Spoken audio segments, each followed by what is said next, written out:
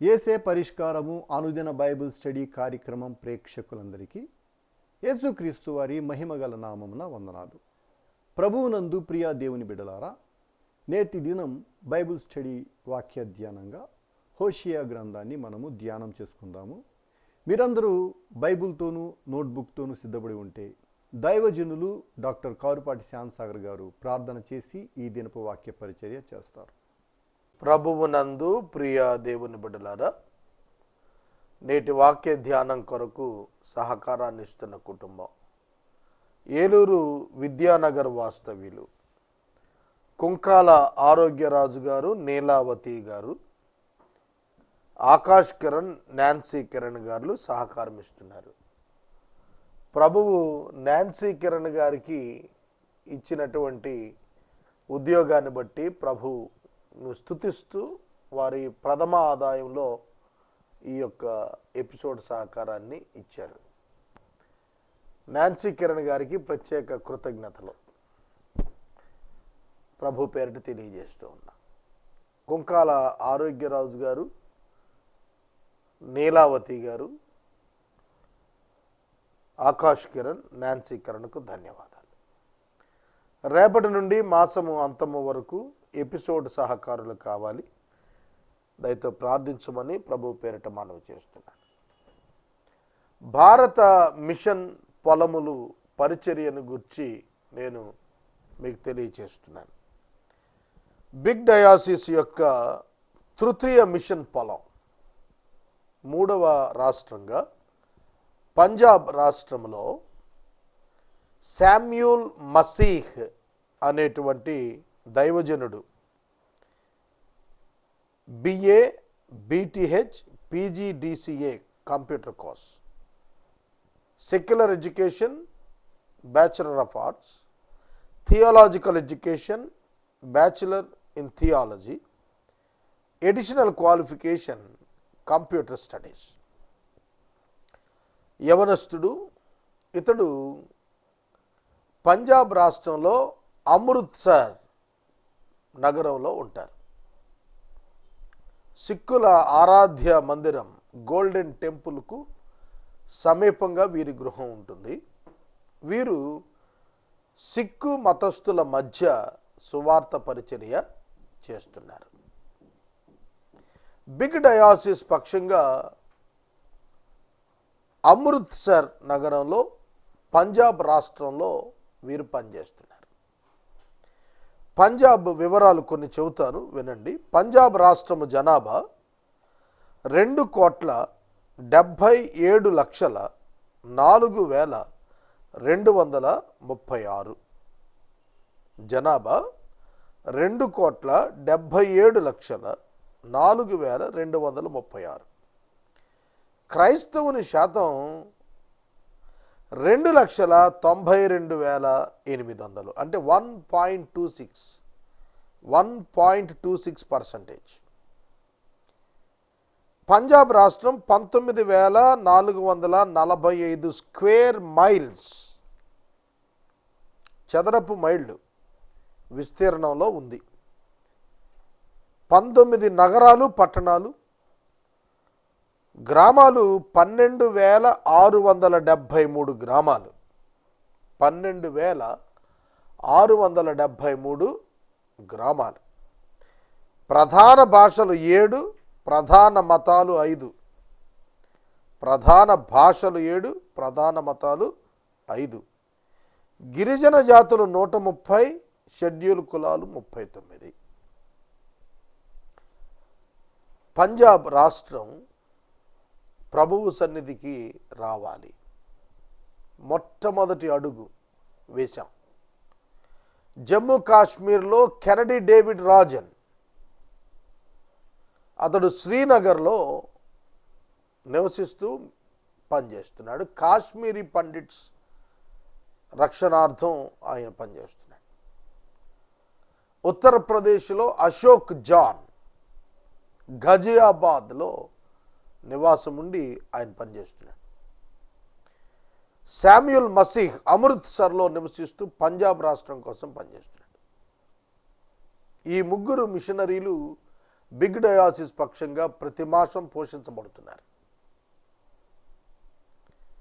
అలాగే మరొక 3 రాష్ట్రాలు హర్యానా, హిమాచల్ ప్రదేశ్, ఉత్తరాంచల్. ఈ 3 రాష్ట్రాలతో కేంద్రపాలితం ఢిల్లీ. టోటల్ 7 మిషనరీస్ మార్చి లోపల పంపబడాల. 3 ఇప్పటికే పంపాం, ఇంకా 4 పంపాల్సింది ఉంది. మొదట రాష్ట్ర స్థాయి మిషనరీని అడాప్ట్ చేస్తున్నాం. అక్కడ నుండి మన పరిచర్య మొదటి అడుగు పడుతుంది. ఇక జిల్లా స్థాయి మిషనరీలు, మండల్ స్థాయి మిషనరీలు. నా జీవితకాలం ఇంకొక 25, దేవుడిచ్చిన లెక్క 70 ఏళ్లకు, నరుని ఆయుష్ 70. 25 ఇయర్స్లో ఇండియాలో every mandal head quarters at least reach అవటానికి కొన్ని వేల మంది సువార్థికులు అవసరం అవుతారు. అది నేను చేయగలిగితే భాగ్యమే. నేను ఆ పనిలో ఉన్నాను. 1,000 రూపాయలు ఇచ్చేవారు ప్రతి మాసం 1000 చొప్పున మీ కుటుంబం నుండి ఇస్తే, ఒక రాష్ట్రంలో ఒక సేవకునికి మీరు సహకారిగా ఉంటారు. అన్రీచ్డ్ పీపుల్కి మీరు సహాయం చేసిన వారు అవుతారు. కనుక పండగ వాతావరణంలో ఆంధ్ర రాష్ట్ర క్రైస్తవ్యం ఉంది. ఆధ్యాత్మిక కరువులో ఉత్తర భారతదేశం ఉంది. పంట చేతికి వచ్చి ఉప్పొంగుతున్నటువంటి స్థితిలో ఆంధ్ర రాష్ట్రం ఉంది. కరువు కాటకాలతో బీడువారిపోయిన భూమిల ఉత్తర భారతదేశం ఉంది సువార్త విషయంలో. కనుక lift up your eyes to the fields. మీ కనులెత్తి పొలాలను చూడండి. ఆత్మలు రక్షించబడాలని ప్రార్థించండి. ప్రభువు మిమ్మలను ప్రేరేపిస్తూ ఈ పరిచర్యలో భాగస్థులవ్వండి. దేవుని వాక్యములోనికి వెళ్లే ముందు ప్రార్థన చేసుకుందాం. మమ్మలను మిక్కిలిగా ప్రేమిస్తున్న మా ప్రియ పరలోకపు తండ్రి, మీ పరిశుద్ధ గణనామానికి వందనాలు, స్తోత్రాలు. నేటి వాక్య ధ్యానానికి సహకారం ఇచ్చిన మీ దాసుడు ఆరోగ్య రాజు గారు, నీలావతి సహోదరి, వీరిరువురి కొరకు కృతజ్ఞతలు. వీరి బిడ్డలు ఆకాష్ కిరణ్, నాన్సీ కిరణ్ కొరకు కృతజ్ఞతలు. నాన్సీ గారికి మీరు ఇచ్చిన ప్రథమ ఆదాయం నుండి ఇచ్చిన ఎపిసోడ్కై కృతజ్ఞతలు. బిడ్డలను దీవించండి ప్రభు. 3 రాష్ట్రాల్లో కాలు పెట్టాం, మరో 4 రాష్ట్రాల్లో కాలు పెడతాం వచ్చే నెలలో లోపట. ప్రభువా, అనేకులను మా దర్శనంలో భాగస్తులను చేయండి.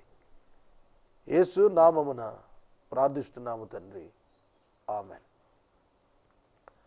ప్రభువునందు ప్రియ దేవుని బిడ్డలారా, దయచేసి మీ పరిశుద్ధ బైబిల్ గ్రంథాన్ని తెరవండి. హోషేయ గ్రంథము 12వ అధ్యాయము. గత దినం నేను చదివాను. 9వ వచనం నుండి 14వ వచనము వరకు ఉన్న వాక్య భాగంలో కొన్ని విషయాలు మరలా రిపీట్ చేస్తూ 13వ అధ్యాయంలోనికి నేను వెళతాను. 15వ తారీఖున ప్రారంభించాం 12వ అధ్యాయం. ఇవాళ 20వ తారీఖు, 6వ దినం మరలా ఇదే అధ్యాయాన్ని నేను ధ్యానం చేస్తున్నా. గ్రహించండి, హోషేయ గ్రంథం అద్భుతమైనటువంటి గ్రంథం. ఈ గ్రంథంలో దేవుడు బ్యాక్ స్లైడెడ్ వైఫ్, వెనకకు పడిపోయినటువంటి ఇశ్రాయేలు జనాంగము అను తన భార్యను అగాపే ప్రేమ చేత ప్రేమించి తన చెంతకు ఆహ్వానించి వారితో కలిసి నివసించి వారిని సమాధానపరుచుకున్నటువంటి తత్వం ఇందులో కనిపిస్తుంది. Wonderful book. దీనిలో ఎఫ్రాయిమును గురించి మాట్లాడుతూ 12వ అధ్యాయం అంతటిలో ప్రభువు చెప్పాడు. కొన్ని మాటలు జ్ఞాపకం చేసి నేను ముందుకెళ్తాను. మిమ్మలను నేను మరలా డేరాలలో నివసింపచేయుదును. Please note this word, again అనే పదం తెలుగు బైబిల్లో మరలా అనే పదం నిగూఢంగా ఉంది, ఓపెన్గా లేదు. కానీ ఇంగ్లీష్ ట్రాన్స్లేషన్లో మరలా ఉంది. I will again make you dwell in tents. I will again make you dwell in tents. మిమ్మల్ని మరలా తిరిగి గుడారాల్లోకి తెస్తానన్నాడు. గుడారము టెంపరరీ నివాసం, temporary dwelling place, tent. Building permanent dwelling place. ఇశ్రాయేలీయులు, ఎఫ్రాయిమీయులు ఐగుప్తులో డ్వెల్లింగ్ ప్లేస్ టెంట్స్లో ఉండేవాళ్ళు. కానీ దేవుడు వారిని విశాలమైన భవనాలలోనికి తీసుకుని వచ్చాడు. గత చరిత్ర ఎఫ్రాయిము మరిచిపోయాడు, తన బ్రతుకు మరిచాడు. తన బ్రతుకును ఎఫ్రాయిము మరిస్తే దేవుడు మరలా అతనిని టెంట్స్లోనికి నడిపిస్తానన్నాడు. సోదరుడా, సోదరి, నీ ప్రథమ స్థానం ఏమిటో నీవెన్నడూ మరిచిపోవద్దు. దావీదు చక్రవర్తిని గురించి కథలు చెబుతారు చాలామంది, రకరకాలైనటువంటి విషయాలు బోధించడం చూశాను. అందులో ఒకటి చెబుతాను. దావీదు భక్తుడు సింహాసనం మీద చక్రవర్తిగా ఏలిన దినాల్లో ప్రతి మధ్యాహ్నము ఒక గదిలోనికి వెళ్ళి బయటికి వస్తుండేవాడట. కనులు తుడుచుకుంటూ బయటకు వచ్చేవాడట. మళ్ళీ తాళం వేసేసేవాడు. ఏమిటి ప్రతిదినం ఇలా చేస్తున్నాడని చెప్పి దాన్ని పరిశీలించగా అక్కడ ఒడిసెల చిన్న గులకరాళ్ళు ఒక 4, ఆయన చెప్పులు వారులతో తెగిన చెప్పులు, సింహంతో పోరాడినప్పుడు చిరిగిపోయినటువంటి అంగి ఒక టేబుల్ మీద పెట్టి ఉండేయట. ప్రతి దినము వెళ్ళి దావీదు గారు అవి చూసుకుని ఏడ్చేవాడు. అయ్యో, నేను ఎక్కడుండాలి, నేను పశువుల కాపరి, షెపర్డ్ స్టాఫ్ ఉంది ఆ బల్ల మీద, గొర్రెల కాపరి యొక్క దండం ఉండేది, కాపరి దుడ్డు కర్ర. రోజు అవి చూసుకునేవాడు. నా నిజస్థితి ఇది కదా, నన్ను సింహాసనాసీనుణ్ణి చేశాడు. అదే దావీదును తన స్థితి మరచి ప్రవర్తించకుండా చేసింది అని చెబుతుంటారు పెద్దలు. నేను మనవి చేస్తున్నాను, దేవుడు నిన్ను ఏ స్థాయి నుండి లేవనెత్తాడు ఒక్కసారి జ్ఞాపకం చేసుకో. కానీ దేవునికి నమ్మకంగా ఉండాల్సిన మనం నమ్మకంగా ఉంటున్నామా?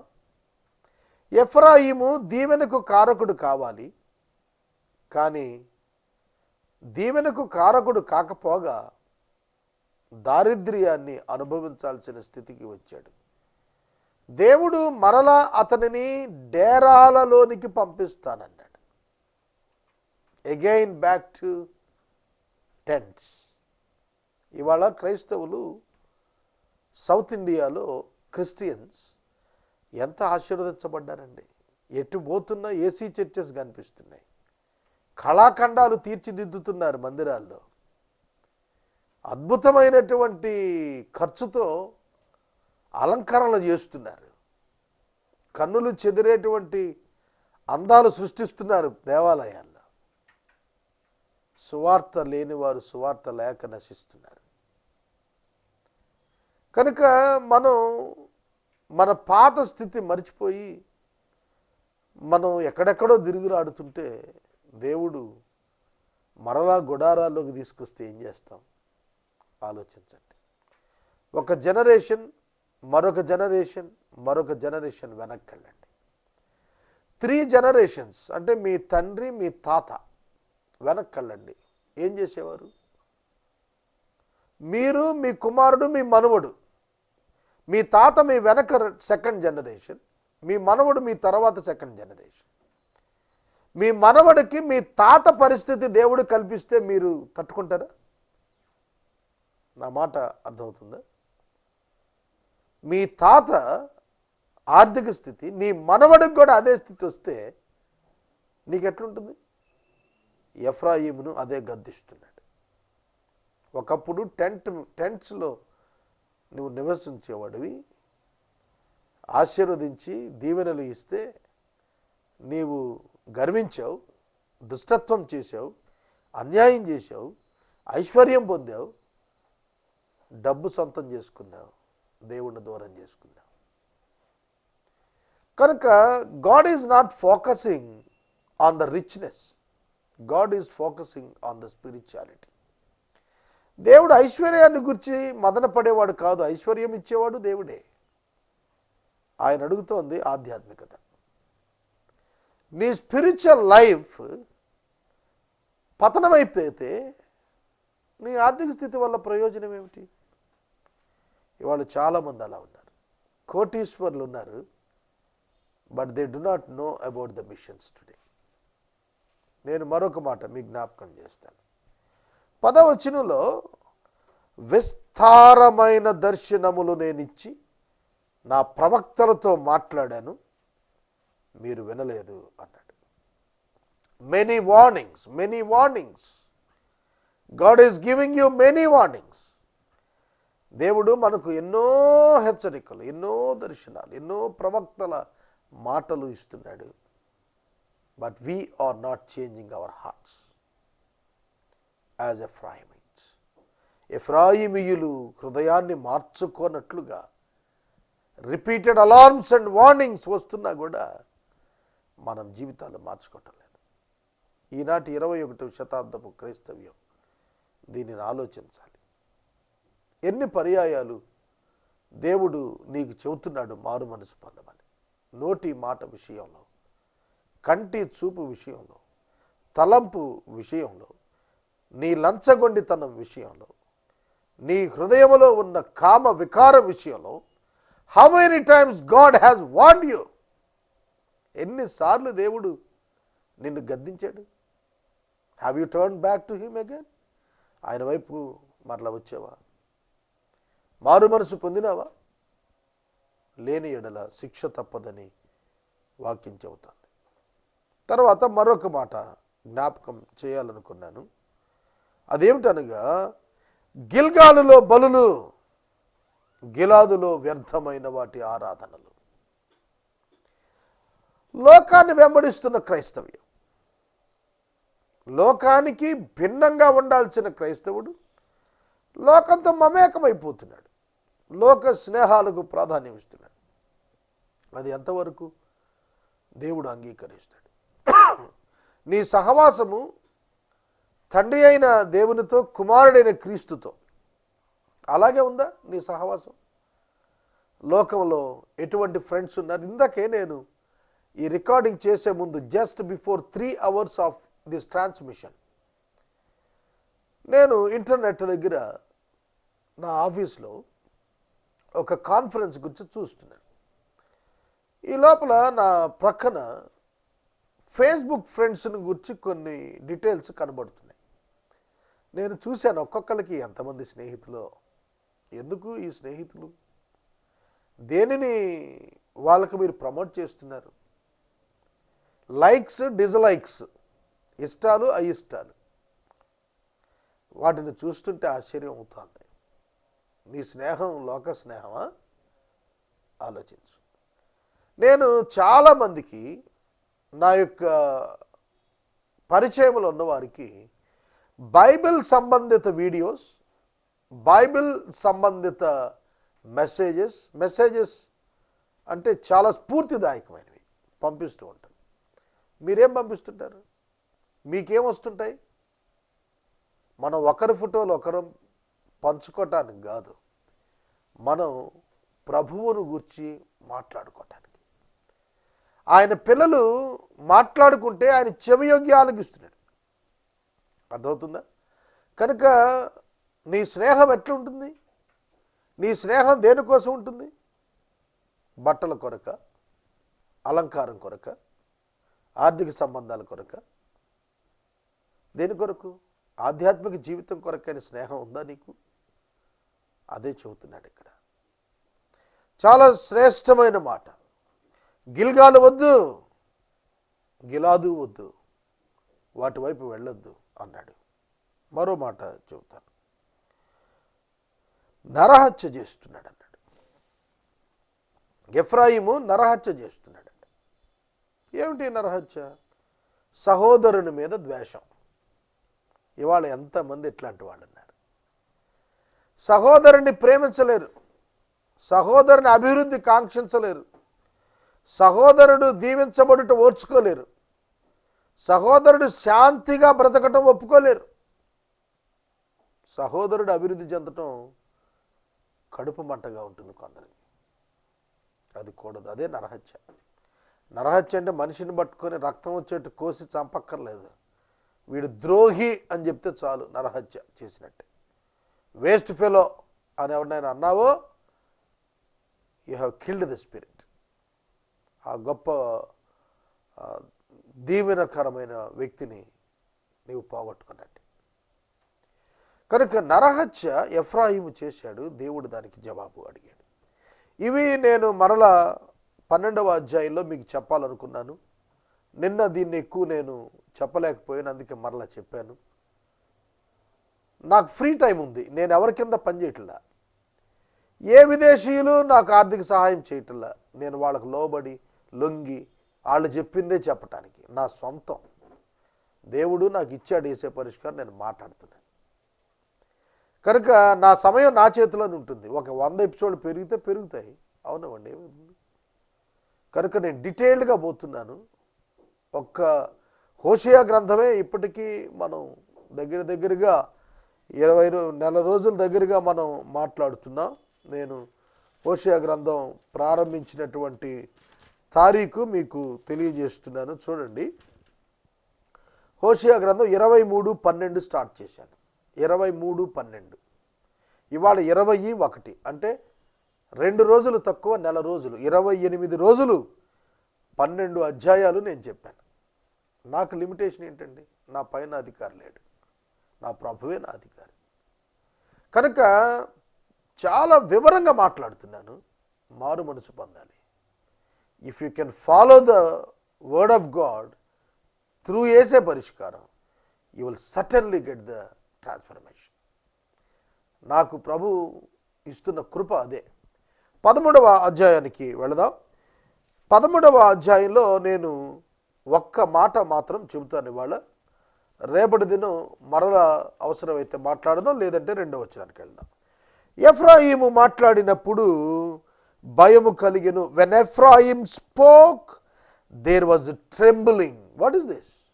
ఏమిటిది? నువ్వు మాట్లాడుతుంటే ప్రజలు గజగజలాడిపోవాలా? What do you think of you? నీ గురించి ఏమనుకుంటున్నావు? చాలామంది అంటారు, నేను సింహం అండి, నేను పులినండి, నేను డైనోసర్ అండి అంటూ ఉంటారు. దేనికి? జంతువులతో నీకు పోలిక. నిన్ను దేవుడు తన స్వరూపంలో మనిషిగా చేశాడు.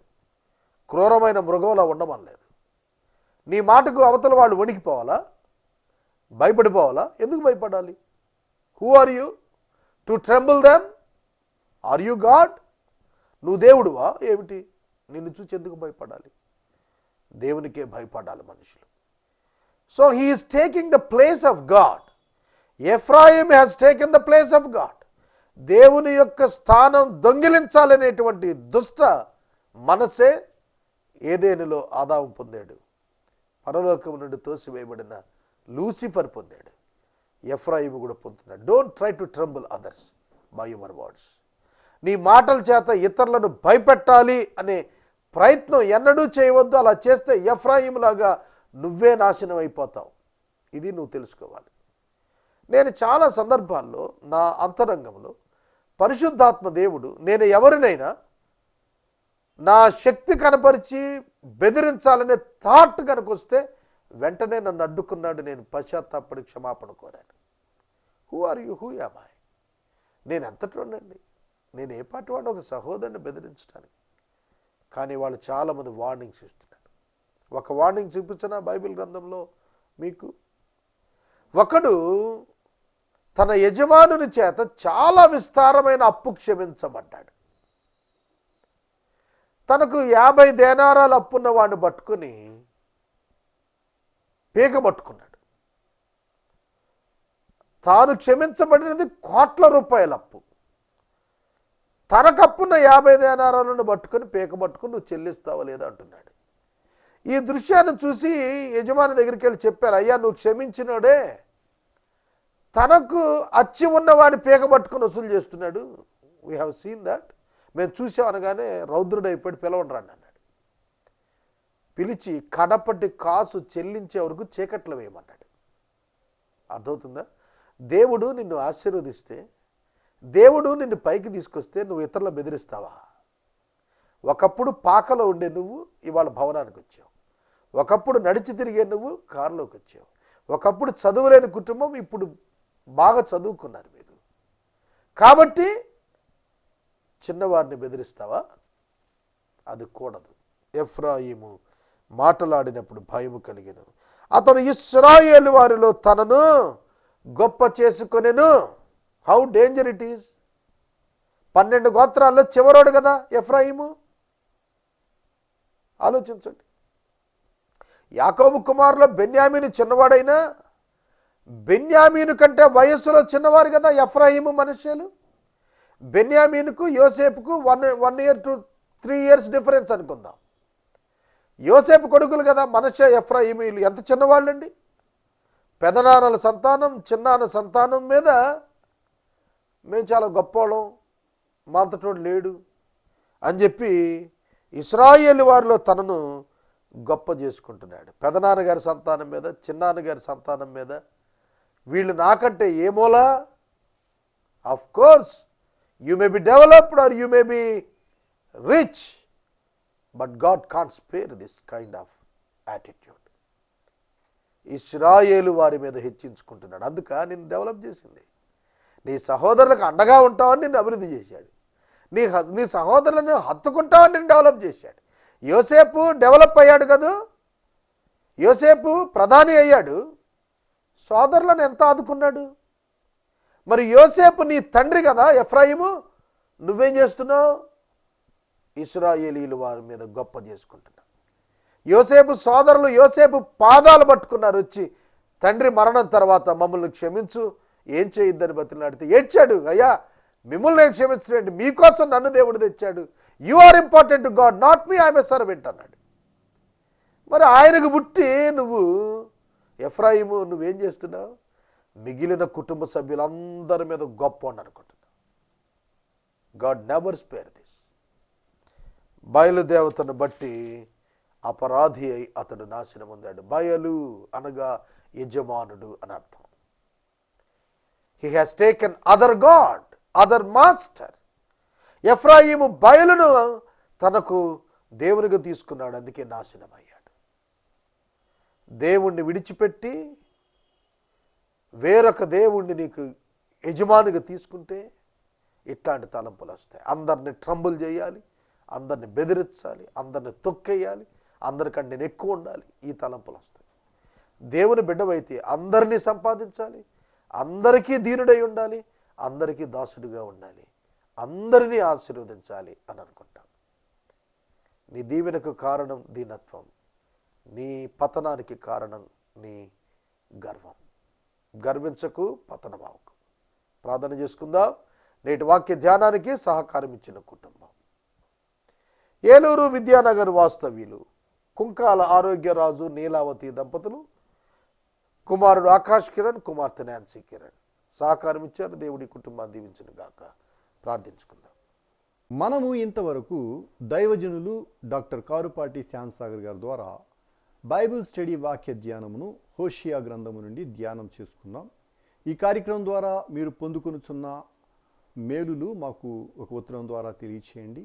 మీ ప్రార్థనా మనవులు మాకు తెలియచేస్తే ఏసే పరిష్కారం కార్యాలయంలో ఏర్పాటు చేసిన ప్రత్యేక ప్రార్థనా శిబిరంలో మీ కొరకు ప్రార్థిస్తాం. మీ కుటుంబ పక్షముగా ఒక ఎపిసోడ్ ప్రసారం చేయాలనుకునేవారు మాకు తెలియచేస్తే మా సిబ్బంది మీ గృహాలను దర్శిస్తారు. ముగింపు ప్రార్థన ఆశీర్వాదాలతో ఈ కార్యక్రమాన్ని ముగించుకుందాం. ప్రార్థన. మమ్మల్ని మిక్కిలిగా ప్రేమిస్తున్న మా తండ్రి వందనాలు. పంజాబ్ రాష్ట్రం యొక్క వివరాలు చూచాం. ఆ రాష్ట్రానికి సువార్థికులను పంపే కృప దయచేయము. నాన్సీ కిరణ్ విషయంలో మీరు చూపిన కృపకై వందనాలు. బిడ్డను దీవించము. యేసు నామమున ప్రార్థిస్తున్నాము తండ్రి, ఆమేన్. తండ్రి అయిన దేవుని ప్రేమ, కుమారుడిని యేసయ్య కృప, పరిశుద్ధాత్మని యొక్క అన్యోన్య సహవాసం సదాకాలం మనందరికి తోడైనను గాక.